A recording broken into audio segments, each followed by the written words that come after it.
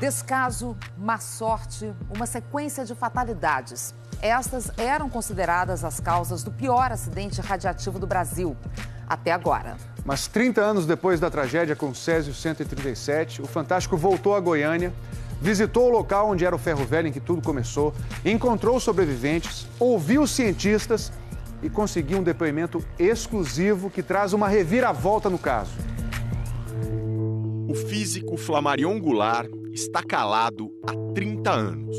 Ele foi um dos condenados pelo maior acidente radiativo da história do país. O vazamento do Césio 137 em Goiânia. 4 mortos, 151 contaminados graves. Um total de 1.143 pessoas afetadas. Eu nunca tive essa consciência de ter culpa e responsabilidade de alguma forma. Nunca admiti isso e nunca falei para o nunca. Mas agora vai falar.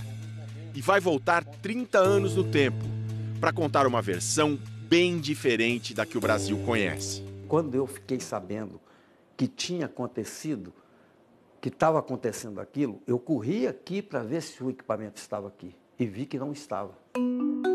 Mas para saber do que o físico está falando, é preciso, primeiro, conhecer a história oficial. Vamos lá.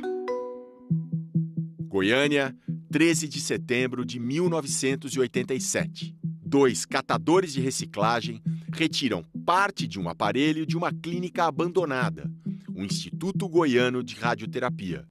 Eles começam a desmontar a peça. 18 de setembro. Os 2 vendem a peça, de mais de 300 quilos, para um ferro velho. O dono do lugar, de nome Devair, chama 2 funcionários para completar a desmontagem. Depois de muitas marretadas, lá dentro do cabeçote de chumbo, os trabalhadores encontram uma cápsula com 19 gramas de um pozinho. Esbranquiçado de dia, brilhante à noite. Escurecendo, eu vi aquele trem azul. No dia seguinte, Devair já começa a passar mal e põe a culpa numa feijoada. 24 de setembro. Ivo, irmão de Devair, visita o ferro velho e leva um pouco do pó brilhante para casa, no bolso da calça. A filha dele, Leide, se lambuza. Na hora que eu cheguei lá, ela falou: titia, vem ver a pedrinha lumiante que o papai trouxe. Eu entrei, ela mesma apagou a luz. Ao que eu entrei, aquilo brilhava. Um dia depois, Leide começa a passar mal. 28 de setembro. Desconfiada da substância de brilho azul, Maria Gabriela, mulher de Devair, decide levar a peça para a vigilância sanitária. Para saber, para a gente sarar logo. Um funcionário do ferro velho ajuda a carregar. Eles vão de ônibus. 30 de setembro. Um físico que estava em Goiânia por acaso é acionado. Ele consegue um medidor de radiação e corre para a vigilância sanitária, onde a peça está numa cadeira. Aproximadamente uns 70, 80 metros, já tinha estourado a escada. Eu achei que o detetor estava com defeito. Depois vai até a casa do Ivo, o pai da Leide, a menina que brincou com o pó. Ela era uma fonte ambulante. Os valores que ela tinha, eu não conseguia medir, que o detetor já saturava também. Um equipamento de radioterapia para tratar câncer tinha sido violado. Era o maior acidente radiológico da história do Brasil. Quando finalmente se descobriu o que estava acontecendo, o próximo passo era chamar os principais cientistas e técnicos brasileiros da área. Pessoal, de vocês 3, quem foi o primeiro a chegar lá? Eu fui o primeiro a chegar na primeira equipe, né? Na noite do dia 30. Quem foi em segundo foi a Sandra, melhor ela dizer. Nós chegamos lá dia 1º, em 5 pessoas, né? Nós sabíamos que tinha uma fonte radioativa fora de controle, mas sem uma noção exata da extensão. Cláudio estava voltando da Alemanha. Eu retornei dia 3, pediram para que eu fosse direto para Goiânia.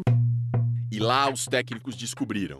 O pozinho azul, tirado de um equipamento médico, era Césio 137, radiativo. Na capital de Goiás, pânico. Só no Estádio Olímpico foram monitorados 112.800 pessoas. A população se perguntava: eu me contaminei? Eu estou radiativo? A gente vai explicar como isso funciona. Se uma pessoa chega perto de uma substância radiativa, ela própria não vai se tornar radiativa. Por exemplo, Vamos supor que nesse vidrinho aqui tenha Césio 137. Se eu chego perto do vidrinho, eu vou estar exposto à radiação. Pode fazer mal para mim. Depende da distância, depende do tempo de exposição, depende de quanto que a substância está emitindo. Mas se eu for embora, se eu não encostei na substância, se eu for embora, eu não estou radiativo. Mas existe uma situação mais perigosa. Por exemplo, alguém que pegou a substância radiativa e passou no braço, passou no corpo. Aí sim, a pessoa está tendo contato com a substância radiativa e se ela for embora dali, ela vai passar, vamos dizer assim, a radioatividade para quem está em torno dela. A solução é lavar, lavar, lavar, até o césio sair. Mas existe uma situação ainda mais grave. Aconteceu, por exemplo, com a menina Leide, que é quando a pessoa come a substância radiativa. Quando ela respira a substância radiativa. Aí é infinitamente mais sério, porque a substância que faz mal está dentro do organismo. Existem remédios que retiram o césio do organismo, mas isso pode levar meses. O Oderson passou por isso. Eu fui a última pessoa a sair da quarentena. Ele é irmão do Devair e do Ivo. Aqui ficava o ferro velho do Devair. Você mexeu no césio, né? Peguei um fragmento de metade de um grão de arroz, mais ou menos, coloquei na palma da mão e fiz esse movimento. Muito rápido. As marcas ainda são visíveis. A amputação do dedo foi proveniente disso, porque queimou também, nesses 2 dedos, aqui onde eu peguei. Odete, cunhada do Ivo, o pai da menina Leide, também tem cicatrizes. O Ivo, aí ele falou assim, vou fazer a Odete ficar bonita. Aqui, somente o papel que ele trouxe, ele passou no meu pescoço. Passou aqui. Esse que ficou na carne viva. Ela e o marido, Kardec, estavam entre as vítimas mais graves, transferidas de Goiânia para o Hospital da Marinha, no Rio. A gente lembra que devia a pessoa, né, passar mal, que tinha uns estados mais graves, né? Com eles foi também Maria Gabriela, a primeira a desconfiar do pó azul. A menina Leide já estava no Rio. Maria Gabriela, de 37 anos, e Leide, de 6, morreram no mesmo dia, 23 de outubro. Dia 27, morreu um funcionário do Ferro Velho, Israel, de 20 anos. No dia seguinte, mais um, Admilson, de 18. A farmacêutica Sandra lembra que ele não queria ser transferido. Ele começou a chorar muito. Ele achava que lá ele ia morrer. E ele morreu. Os 4 foram enterrados em caixões de chumbo. 3 médicos responsáveis pela clínica abandonada, mais um físico e o dono do prédio, também médico, foram condenados em 1996 por homicídio culposo, sem intenção de matar. Receberam pena de 3 anos e 2 meses em regime aberto os médicos Carlos Bezerril, Criseide Dourado e Orlando Teixeira, além do físico Flamarion Goulart. Em 97, a pena foi substituída por serviços comunitários. O dono do prédio, Amaurilo Monteiro, foi condenado a 1 ano e 2 meses. Depois, conseguiu a suspensão da pena. Em 1998, todas as penas foram extintas por um indulto presidencial. Mas os fatos que levaram às condenações podem não ter acontecido exatamente como se pensava. O físico Flamarion Goulart, um dos principais envolvidos no acidente e que chegou a ser condenado, agora decidiu falar ao Fantástico. Em 30 anos, ele nunca deu entrevista, mas agora diz que está cheio de carregar uma culpa por todo esse tempo, uma culpa que ele acha que não tem. Na época, Flamarion dava consultoria para o Instituto Goiano de Radioterapia, a clínica que foi desativada e onde os catadores encontraram o equipamento com Césio 137. O senhor sabia que aquele equipamento estava largado lá? E se eu disser para você que não estava largado lá? Então, gostaria muito de saber como é que estava. Pois é, aquele equipamento, na realidade, não estava largado lá.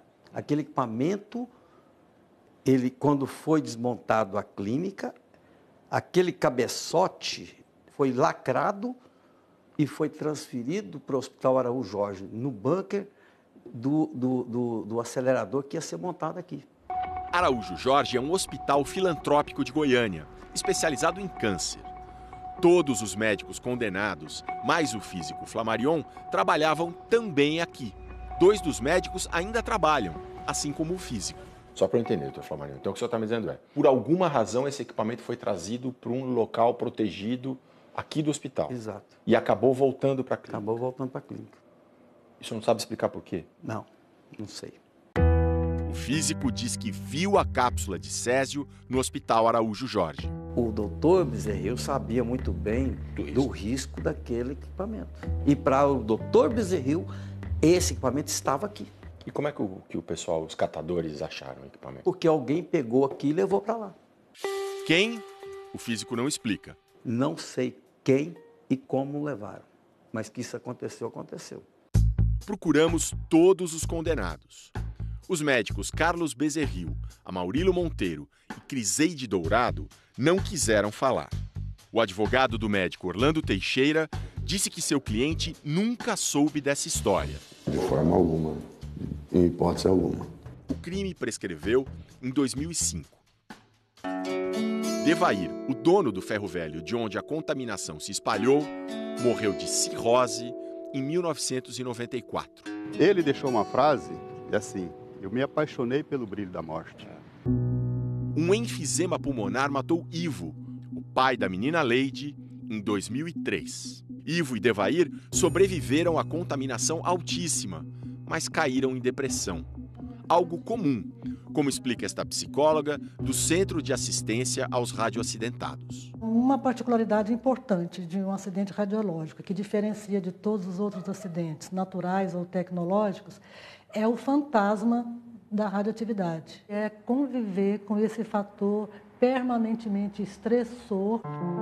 Esta médica especialista em câncer, que vem acompanhando as vítimas, seus filhos e netos, reforça. O maior impacto do acidente é o impacto psicossocial. E diz que não existe nenhum caso comprovado de câncer entre as vítimas que dê para ligar diretamente ao Césio 137. Ele aumentou o risco, mas as pessoas expostas diretamente não tiveram câncer. Os 2 catadores que tiraram o equipamento da clínica estão vivos.